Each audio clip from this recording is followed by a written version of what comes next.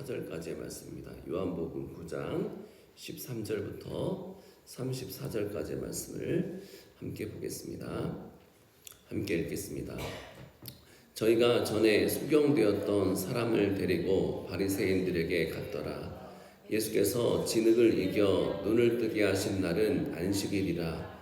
그러므로 바리새인들도 어떻게 보게 된 것을 물으니 가로되 그 사람이 진흙을 내 눈에 바르매 내가 씻고 보나이다 하니, 바리새인 중에 혹은 말하되 이 사람이 안식일을 지키지 아니하니 하나님께로서 온 자가 아니라 하며, 혹은 말하되 죄인으로서 어떻게 이러한 표적을 행하겠느냐 하여 피차 쟁론이 되었더니, 이에 소경되었던 자에게 다시 묻되 그 사람이 내 눈을 뜨게 하였으니 너는 그를 어떠한 사람이라 하느냐? 대답하되 선지자니이다 한데, 유대인들이 저가 소경으로 있다가 보게 된 것을 믿지 아니하고 그 부모를 불러 묻되 이는 너희 말에 소경으로 났다 하는 너희 아들이냐? 그러면 지금은 어떻게 되어 보느냐? 그 부모가 대답하여 가로되 이가 우리 아들인 것과 소경으로 난 것을 아나이다. 그러나 지금 어떻게 되어 보는지 또는 누가 그 눈을 뜨게 하였는지 우리는 알지 못하나이다.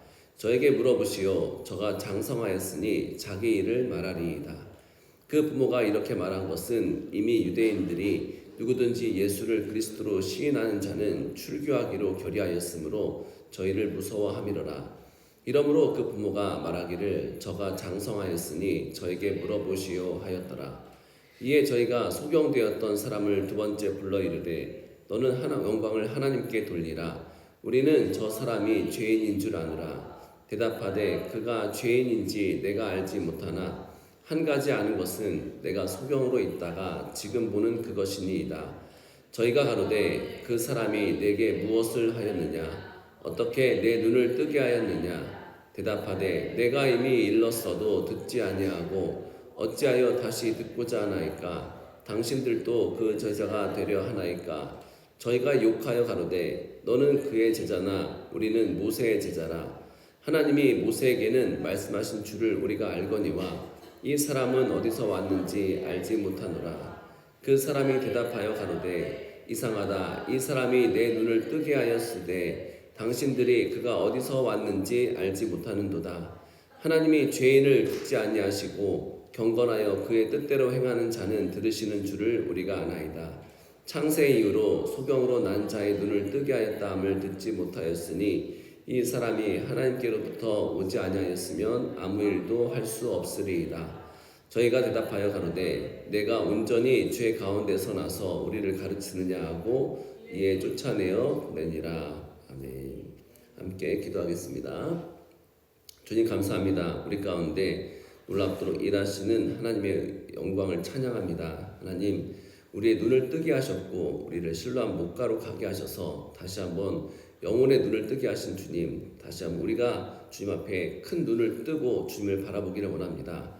살아계신 하나님, 여전히 우리의 믿음이 연약하고 주님의 뜻을 이루기에, 하나님 나라를 이루기에 너무나 연약한 한 사람 한 사람 주님 다시 한번 믿음으로 굳건케 강건케 하여 주옵시고, 우리가 주의 믿음대로 매일매일 순종할 때마다 하나님의 나라가 이 교회를 통해 이루어지고 이 나라와 이 민족을 살리는 귀한 성도요 교회 될 수 있도록 인도하여 주옵소서. 우리 가운데 많은 소망이 있지만 그 가운데 가장 중요한 것은 예수 그리스도십니다.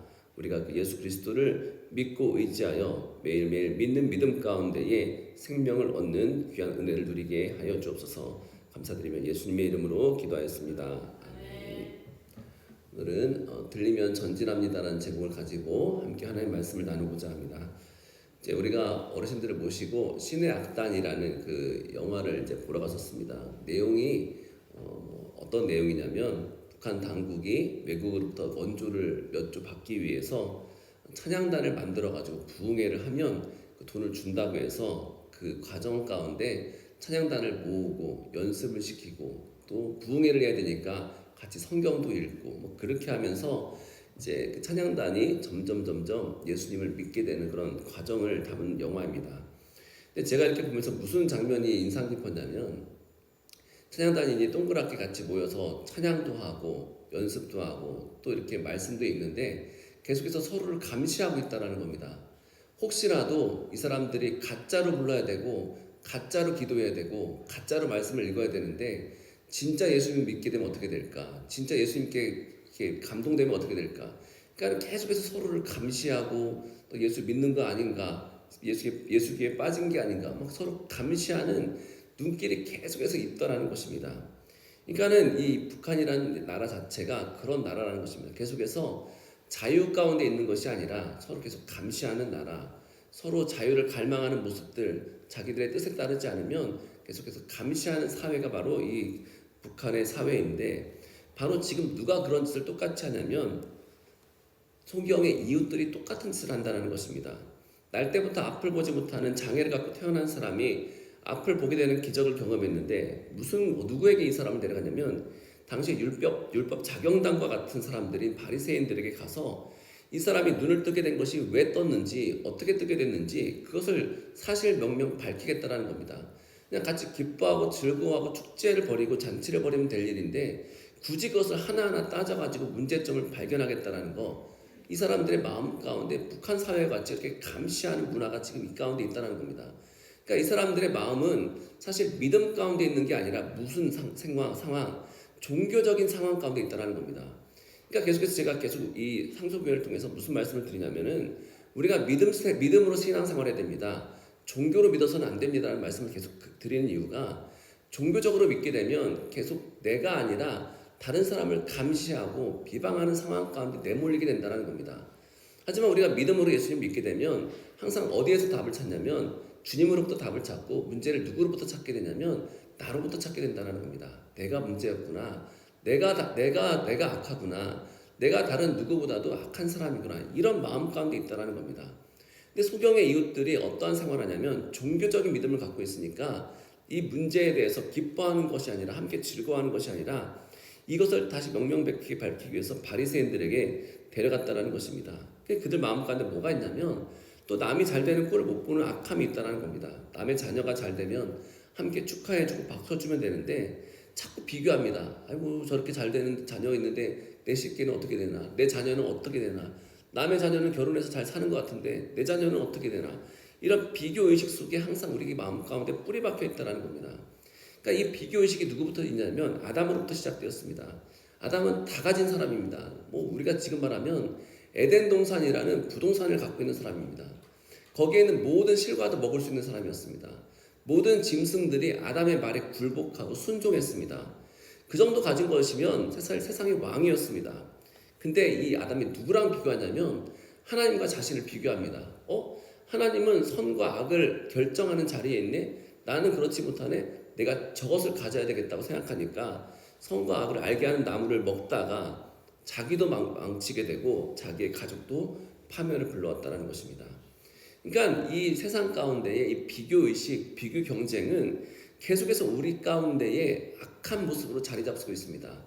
우리 마음 가운데 계속 비교하면서 스스로 자존감이 낮아지기도 하고 남을 비방하기도 하고, 교회 안에서도 그렇고 사회 안에서도 그렇고 계속 내가 괜찮다, 내가 옳다라는 그 기준 가운데에 비교하며 살게 되니까 죄의 저주와 죄의 종이 되어서 산다는 것입니다.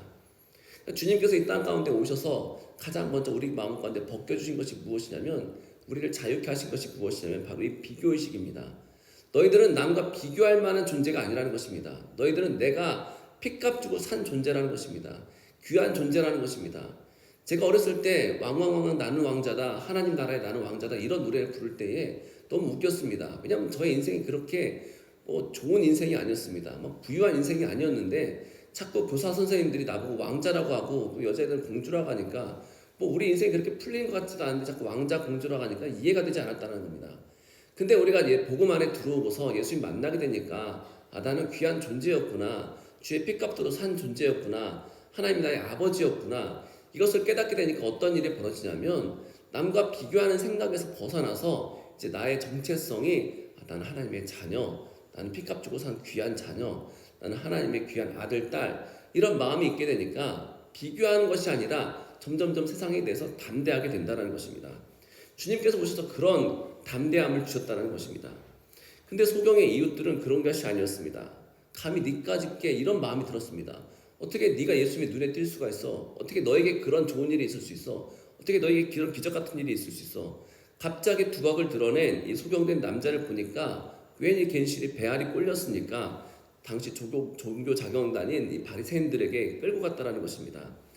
바리새인들에게 있어서 예수님은 이단과 같은 존재였습니다. 누구든지 예수님을 믿고 따르는 자, 그를 그리스도로 믿는 자는 유대교에서 아예 출교하기로 했습니다. 이 유대교에서 출교한다는 게 무슨 뜻이냐면 마을에서 왕따를 당한다는 것입니다. 모든 마을 회의에서 배제되고 어떤 참정권도 없고 투표권도 박탈당하는 것을 뜻하는 것입니다. 그러니까 우리 마을에도 지금 노인정이 있습니다. 그래서 많은 것들을 결정하고 또 많은 분들이 서로 연결되어 있습니다. 지금은 좀 덜해졌는데 아마 예전에 상소동에서 이 노인정, 이 마을 회관의 의미는 굉장히 큰 의미였습니다. 그러니까 모든 일들을 같이 의논하는 그런 아마 일이 있었던 것 같습니다. 유대인들은 더 심합니다. 공회라는 곳이 있는데 거기서 하나님을 예배하는 곳이 있었습니다. 근데 이 공회를 중심으로 그들의 경제권과 정치권과 모든 마을의 이익들이 얼기설기 설켜 있습니다. 그러니까 이 공회에서 쫓겨나고 출교당한다는 의미는 뭐냐면 직장을 구할 수도 없고 장사를 할 수도 없다는 것입니다. 먹고 사는 문제가 심각해진다는 것입니다. 그러니까는 그 소경의 부모들조차도 그의 편을 들지 못합니다. 오히려 바리새인들이 그 소경된 남자의 부모에게 이 소경된 남자가 내 아들이냐 그리고 어떻게 보게 되었냐고 묻게 되었을 때 20절에 이렇게 대답합니다.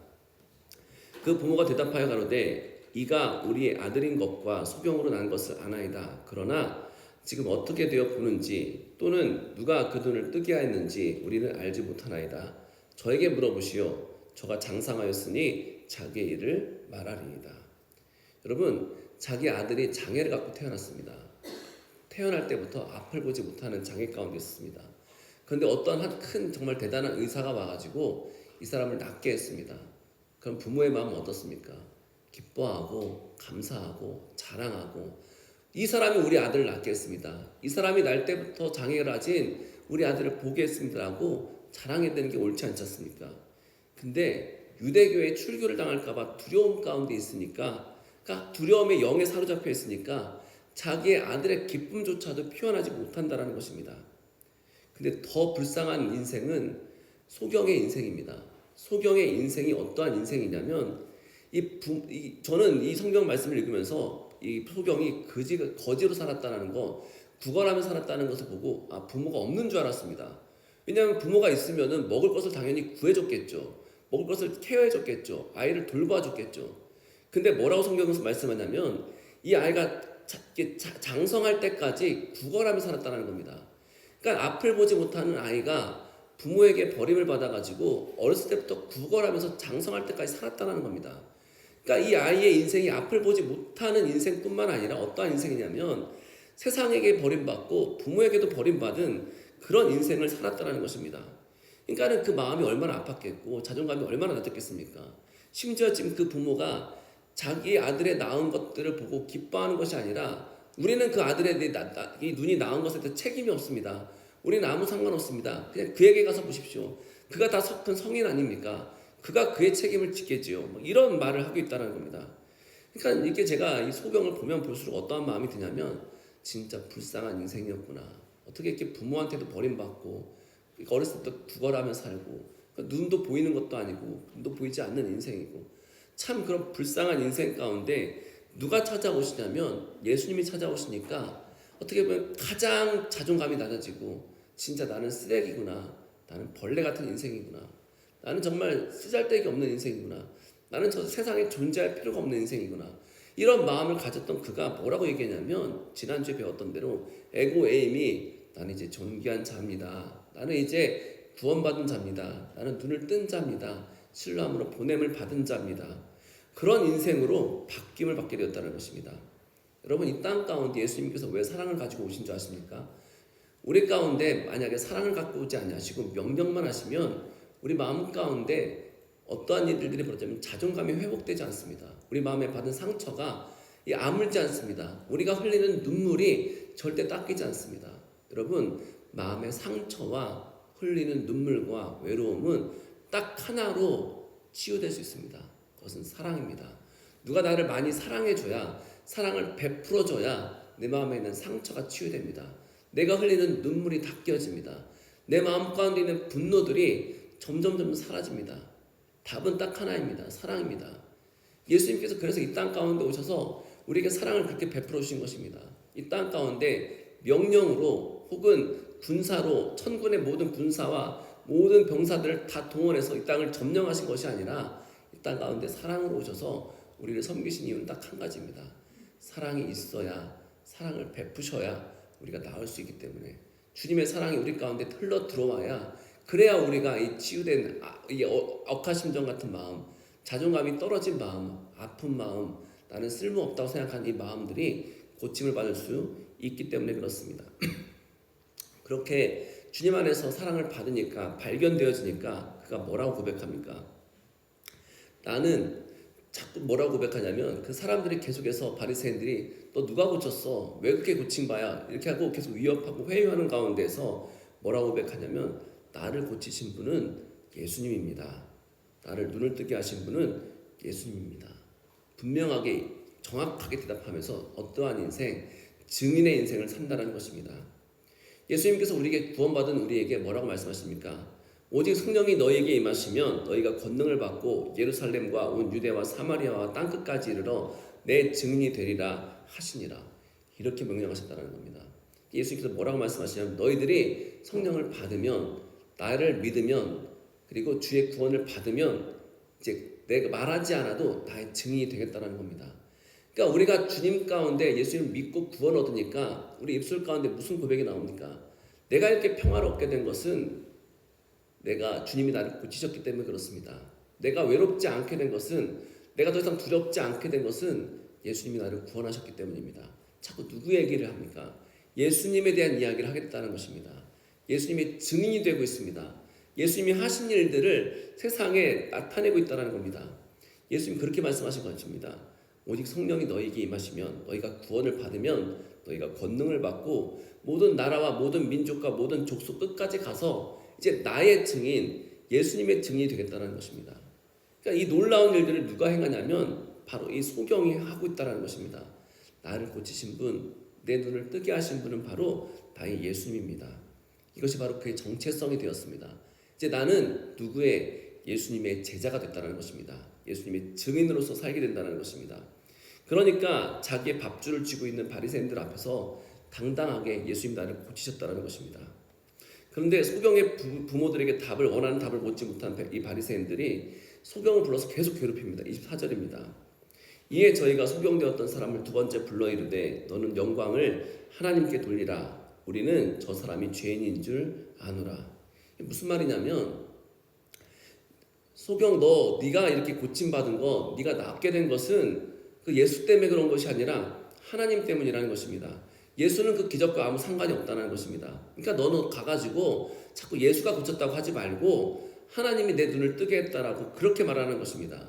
또 무식해서 잘 모르나 본데, 그런 말을 짓거리나 본데, 선과 악을 판단하는 우리가 보니까 우리가 판단하건대 예수는 죄인이고 그는 그를 고칠 수 있는 권능이 없다는 것입니다. 그러니까 예수는 너를 고칠 수 없다라고 계속해서 뭘 얘기하냐면은 소경된 남자를 위협하고 회유하고 가스라이팅을 하고 있다는 것입니다. 그러니까 이 바리새인들이 자꾸 뭐 하려면 예수님이 하신 놀라운, 이 땅 가운데 하신 놀라운 일들을 모두 지우려고 합니다. 예수님이 하신 놀라운 기적들을 다 지우려고 합니다. 그리고 예수님의 이름 자체를 이 땅 가운데 삭제하려고 합니다.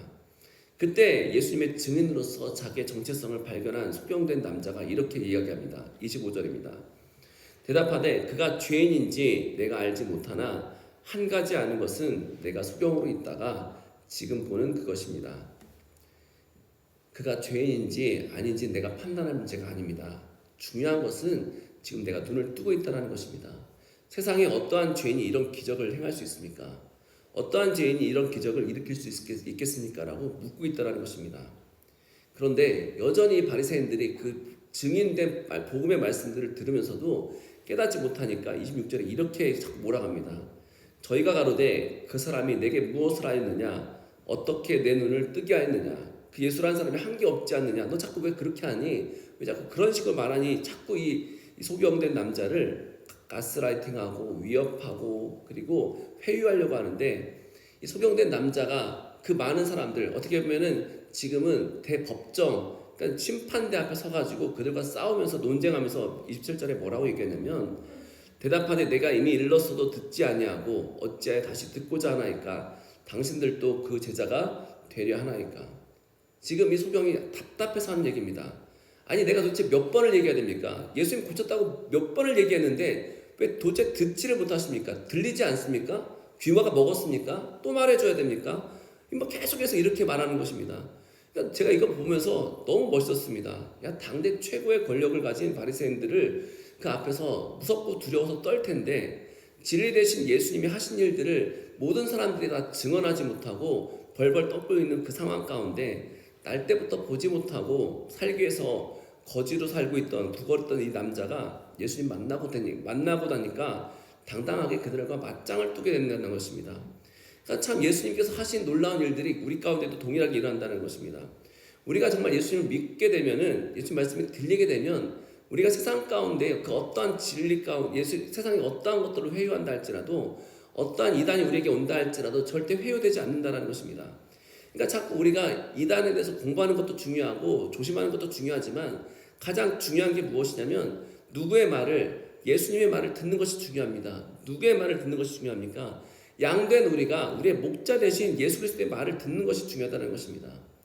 그러니까 이 바리새인과 이 소경된 남자의 차이점이 무엇이냐면 듣고 있느냐 듣지 않느냐의 차이라는 것입니다. 바리새인들의 마음의 완악함이 무엇이 있습니까? 내가 옳다라는 것입니다. 내가 기준이라는 것입니다. 내가 말씀을 받았다는 것입니다. 내가 그 율법을 해석할 수 있는 사람이라는 것입니다. 그러니까 내가 옳고 내가 믿고 내가 생각하는 것들을 놓고 있지 않으려고 하니까 들리지 않습니다.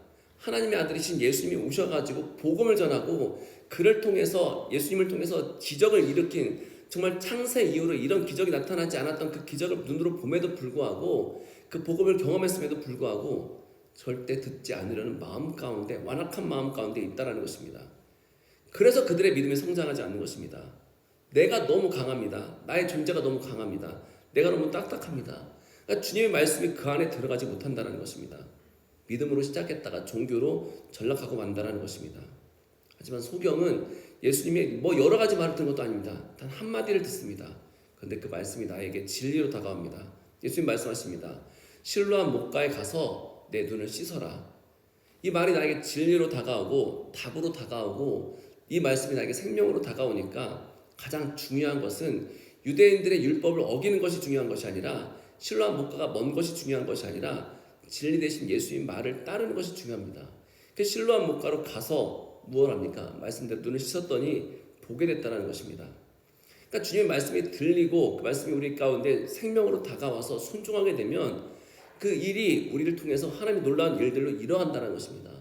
그러니까 이 신앙이라는 것은 심플합니다. 주님 말씀이 들리면 말씀대로 살고 그 말씀대로 순종하면 우리 가운데 하나님께서 일하신다는 것입니다. 바로 이것이 소경의 믿음입니다.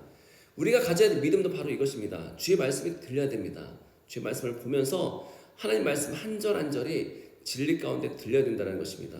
생명으로 들려야 된다는 것입니다. 소망으로 들려야 된다는 것입니다. 우리 인생이 아무리 진흙같이 찰흙같이 앞이 보이는 상황 가운데 있다 할지라도 이 소경과 같이 세상 가운데 버림받고 부모로부터 버림받고 또 많은 친구로부터 버림받는 인생이 된다 할지라도 주의 말씀 하나를 붙들면 그 인생 자체가 바뀌게 되고 그 인생 자체가 당당하게 되고 그 인생 자체가 하나님의 기적을 맛보게 되어 소망 가운데 살게 된다는 것입니다. 그래서 오히려 소경이 이들을 조롱합니다. 여러분들 자꾸 나한테 물어보는 거 보니까 혹시 예수님의 제자가 되고 싶으십니까? 나처럼 예수님의 증인 되고 싶으십니까? 나처럼 예수님 따라다니고 싶습니까? 그렇게 조롱하며 묻게 된다는 것입니다. 그때 이 사람들이 너무 열이 받으니까 28절에 이렇게 합니다. 저희가 욕하여 가로되 너는 그의 제자나 우리는 모세의 제자라. 지금 이 화가 너무 나니까 그냥 말을 대꾸한 것이 아니라 이 거룩하다고 생각하는 종교인들, 바리새인들이 욕을 내뿜으면서 너는 그의 제자고 우리는 모세의 제자라고 이야기한다는 것입니다. 저는 이 대목을 보면서 무슨 생각이 드냐면 모세가 아마 이 자리에 있었으면 오히려 모세가 이 바리새인들을 욕하지 않았을까 이렇게 생각이 듭니다. 오히려 모세가 바리새인들을 고소하고 싶었을 것입니다. 왜냐하면 성경에 보면 모세가 성경에 증언하는 모든 것들이 바로 누구를 가리키냐면 예수님에 대해서 기록하였기 때문에 그렇습니다. 우리가 이제 지난달에 창세기부터 계속해서 출애굽기, 레위기, 민수기, 신명기까지 계속해서 읽고 있습니다. 계속해서 그 말씀 가운데 가르치고 성막과 제사와 그 모든 것들이 무엇을 가르치고 있습니까? 다 예수 그리스도를 가르치고 있다는 것입니다. 예수님에 대해서 기록하고 있습니다. 그러니까 모세가 어떠한 사람이냐면 모세 또한 예수님의 증인이라는 것입니다. 근데 바리새인들이 뭐라고 했냐면 우리는 모세파고 너는 그의 예수파니까 막 욕했다는 것입니다. 만약에 그들이 진짜 모세의 뒤를 따랐다면 그들은 예수님의 존재를 지우려고 노력하는 것이 아니라 소경된 남자와 같이 예수님의 제자가 되었을 것입니다. 근데 그들이 자기들 모세의 제자, 다시 말하면 모세 종교를 갖게 된 이유가 무엇입니까? 그들의 사고 자체에 복음이 아니라 종교 가운데에 엉뚱한 방향으로 가고 있었기 때문에 그렇습니다. 하나님께서 모세를 통해서 무엇을 하셨습니까? 출애굽을 통해서 이스라엘을 애굽에서 탈출시키기 위해서 10가지 재앙을 행하셨습니다. 그리고 이스라엘을 불러서 하나님의 백성 삼아주셨고 그들에게 고유한 제사와 율법을 주시고 성막을 주셔서 예배하게 하셨습니다. 그러니까 그들이 무슨 생각하냐면은 모세의 종교, 우리가 믿는 종교는 이스라엘이 중심이 되는 종교라는 것입니다. 우리 민족만 최고라는 그런 종교를 그들 마음 사상 가운데 갖고 있었습니다. 그러니까 모세 같은 구원자, 다시 말하면 메시아가 나타난다면 이제 우리가 이스라엘이 세계의 중심이 될 거야. 우리를 지배하는 이 로마와 저 헤롯에게 10가지 재앙과 같은 능력으로 아주 그들을 쳐가지고 우리를 해방시킬 거야. 이런 마음 가운데 있었다는 것입니다. 이스라엘이 세계에 우뚝 서서 다스리는 위대한 나라가 될 것이라는 소망을 갖고 있었다는 것입니다. 그런 맥락에서 보면 예수님은 한없이 연약해 보이십니다. 바리새인들은 강한 남성성을 지닌 테토남 같은 지도자를 원했는데 예수님 애견남처럼 연약하고 보잘것없는 리더였다는 것입니다. 빌라도의 법정이나 헤롯의 궁궐 앞에서 위대한 표적을 나타내가지고 그들의 집이 무너지고 그들의 권력이 무너지고 그들이 고통받는 기적을 행해야 되는데 예수님 하시는 정반대의 일을 하십니다. 12년간 혈병 걸린 여인 고쳐주시고 가버나움의 왕의 신하의 아들 고쳐주시고 38년 된 전신마비 병자를 고쳐주시고 날 때부터 맹인된 자들을 고쳐주시고 구원하셨다는 것입니다. 세상 가운데 연약하고 존대받지 못한 사람들을 다 고쳐주시고 돌봐주셨습니다. 모세와 같이 자기의 적군을 모두 죽이고 몰아내는 기적을 행해야 되는데 너무나 소박함으로 항상 자신을 낮추시고 감추시는 분이 예수님이셨습니다. 가나 혼인잔치에서 물로 포도주를 만드신 다음에 무엇 하신 줄 아십니까? 잠적하셨습니다. 숱한 병자들을 다 고치시고 무엇 하신 줄 아십니까? 또 산으로 도망가셨습니다. 아무도 없는 곳 혼자 계셨습니다. 대단한 집안의 사람도 아닙니다. 빈민촌 갈릴리 지방 출신입니다. 그러니까 이 바리새인들이 보기에 예수님은 자기들이 원하는 그런 지도자상이 아닙니다. 그것뿐만 아닙니다. 그들을 쳐서 무찔러야 되는데 누가 너에게 잘못하면 7번씩 70번이라도 용서하라고 가르치고 자기 피를 빨아먹는 세리장 삭개오를 용서하시고 그의 집에서 잔치를 벌이시고 자기들이 벌레 취급하는 사마리아 땅 가가지고 멸망시키기는커녕 그 마을의 여인들에게 물을 달라고 하지 않나, 그 마을에 머물면서 하나님 말씀을 전하지 않나. 그러니까 도무지 그의 모습을 보면은 자기들이 보는 그런 모세의 위대한 리더십을 찾을 수 없었다는 것입니다. 왜 예수님께서 그들의 기대에 부응하지 않으셨습니까? 예수님께서는 이스라엘 한 민족만의 하나님이 아니라 세계 열방의 사랑과 평화의 왕으로 오셨기 때문에 그렇습니다. 아브라함이 하나님께 받은 약속, 하나님의 씨로부터 탄생한 한 씨가, 한 사람이 모든 열방을 복되게 한다는 그 약속을 위해서 오셨다는 것입니다. 그래서 이스라엘과 이방인의 경계를 무너뜨리고 온 세계 열방이 하나님의 나라와 하나님의 평화와 하나님의 사랑 가운데 살 수 있도록 하시기 위해서 이 땅 가운데 오셨습니다. 그래서 하나님의 평화의 나라와 사랑의 나라가 이 땅을 공격하여 이 땅이 경쟁과 서로 싸움과 다툼과 서로 분쟁이 아니라 서로 하나가 되고 담이 무너지는 그런 평화의 나라가 될 수 있도록 하시기 위해서 주님께서 오셨다는 것입니다. 근데 바리새인들은 그런 게 아닙니다. 마치 사춘기 중학교 남자아이의 수준의 이 보복정의를 가진 당대 리더들과 그들의 생각이 그 정도의 수준이라는 것입니다. 제가 친구와 말다툼하다가 대판 싸웠습니다. 그리고 친구가 제 주먹을 얼굴로 가격을 했고 그 주먹이 제 얼굴을 치면서 안경이 깨지고 제 얼굴에 여기 상처가 이렇게 길게 났습니다. 집에 가서 차마 제 친구가 저를 때렸다고, 제 친구한테 맞았다고 자존심 때문에 말하기가 창피해가지고 저 길 가다가 깡패 형들이 나타났는데 그 깡패 형들하고 싸우다가 제가 맞았습니다. 뭐 이렇게 얘기를 했습니다. 근데 깡패 형들한테 맞았다고 하니까 아버지께서 저한테 뭐라고 말씀하시냐면 칼을 사주겠다라는 겁니다. 너도 치지 말라는 겁니다.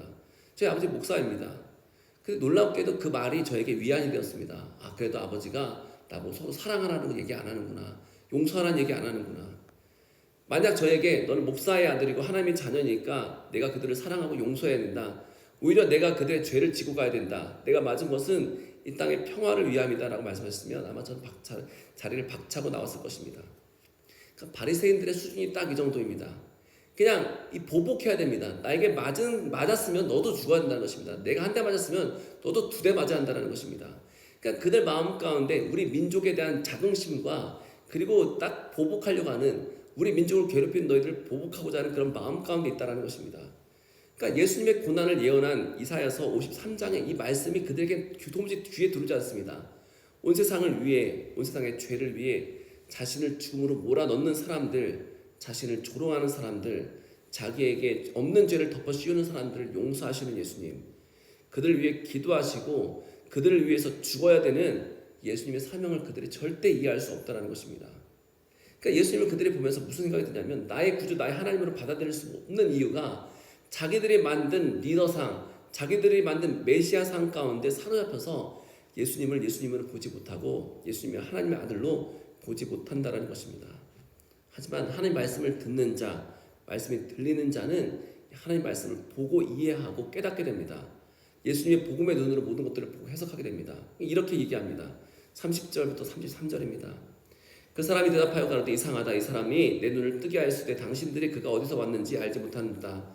하나님이 죄인을 듣지 아니하시고 경건하여 그의 뜻대로 행하는 자는 들으시는 줄을 우리가 아나이다. 창세 이후로 소경으로 난 자의 눈을 뜨게 하셨다 함을 듣지 못하였으니 이 사람이 하나님께로부터 오지 아니었으면 아무 일도 할 수 없었으리라. 소경된 사람은 뭐라고 고백하냐면 야, 이런 기적을 일으켰으면 이걸 봤으면 초등학생이라도 알 것이다. 초등학생이라도 이 사람이 하나님께로부터 보냄받은 사람인 것을 알게 될 것이다. 근데 당신들 도대체 왜 이해를 못하느냐? 왜 듣지를 못하냐고서 오히려 또 당신들 이해가 안 간다는 것입니다. 그러면서 오히려 복음을 가르칩니다. 당대 최고의 학자들에게 뭐라고 얘기하냐면 하나님은 죄인의 말을 듣는 분이 아닙니다. 하나님은 경건하여 하나님의 뜻대로 하는 사람의 말을 듣는 분이라고 말씀하셨다는 것입니다. 예수님이 죄인이라면 이런 기적을 행하셨겠습니까? 예수님께서 하나님의 뜻대로 행하시는 분이시니까 이런 기적을 행하신 게 아니겠습니까? 그러면서 오히려 그들에게 복음의 말씀을 들려줬다는 것입니다. 저는 우리가 하나님의 말씀이 들리기를 간절히 바랍니다. 예수님의 말씀이 생수의 강처럼 들려지기를 간절히 원합니다. 그러면 우리가 소경같이 불쌍한 인생이라도 소경같이 변화될 수 있습니다. 담대할 수 있습니다. 예수님의 제자요 증인으로서 멋지게 살아갈 수 있습니다. 하나님 말씀이 들리면 매일 전진하며 믿음으로 살 수 있게 된다는 것입니다. 계속 이 성경이 뭐라고 얘기합니까? 쉐마 이스라엘아, 쉐마 이스라엘아, 쉐마 상속교회라 이렇게 말씀한다는 것입니다. 들으라는 것입니다. 하나님 말씀을 들으라는 것입니다. 들어야 그래야 그 진리가 깨닫게 되고 들려야 그 말씀대로 순종해야 우리의 인생이 바리새인처럼 강팍한 인생이 아니라 복음 가운데 생명으로 인도되어는 인생이 된다는 것입니다. 여러분 하나님 말씀이 들리지 않는 무익한 종의 결말을 성경에서는 이렇게 말씀하고 있습니다. 그들이 바깥 어두운 데 쫓겨나 거기서 슬피 울며 이를 갈게 되리라. 저는 이 말씀을 볼 때마다 항상 무섭습니다. 하나님 내가 쓰임받다가 잘못해서 바깥 어두운 데 쫓겨나 거기서 울며 슬피 울며 이를 갈게 될까 두렵습니다라고 고백하고 있다는 것입니다. 여러분 하나님께서 우리에게 주신 기회는 영원하지 않습니다. 자꾸 우리가 매일매일 말씀 앞에서 자신을 점검하고 말씀 앞에 나아가 기도하며 자꾸 누구로 예수님으로 충만하여서 믿음으로 생명의 인생, 소망의 인생, 예수님의 제자와 증인이 되는 그런 인생을 사시기를 바랍니다. 그러면 우리 가운데 주님께서 반드시 일하실 것이고 우리 눈물을 닦아주실 것이고 우리 마음 가운데 일하셔서 다시 한번 우리가 누군지 깨닫게 하실 것이고 주님의 뜻 가운데 우리 삶을 인도하실 것입니다. 그런 놀라운 축복의 인생으로 우리를 인도함 받는 귀한 상속의 성도님들 되시기를 간절히 소망합니다. 함께 찬송가